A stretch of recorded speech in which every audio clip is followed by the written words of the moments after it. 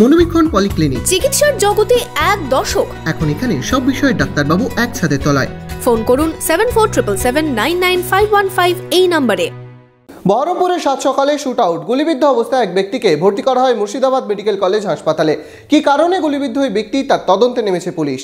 উৎসবের মরশুমে বস্ত্র প্রতিষ্ঠান কাভেরি নিয়ে এলো শাড়িতে buy two get one free. এছাড়াও থাকবে কেনাকাটায় গোল্ড কয়েন অফার এবং নিশ্চিত উপহার। তাই সঠিক দামে ভালো মানের কালেকশন পেতে আজই চলে আসুন কাভেরিতে।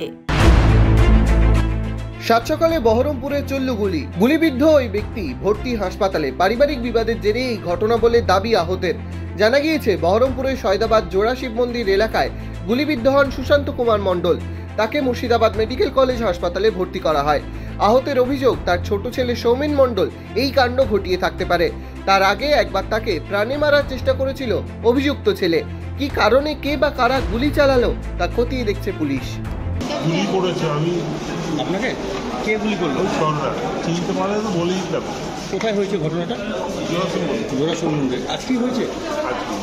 তো ওখানে আপনি ছিলেন? কোন সাথে মানে কিসের জন্য মারলো, কিছু কে মারলো চিনতে পেরেছেন? আমার আইডিয়া আমার ছোট ছেলে করিয়েছে।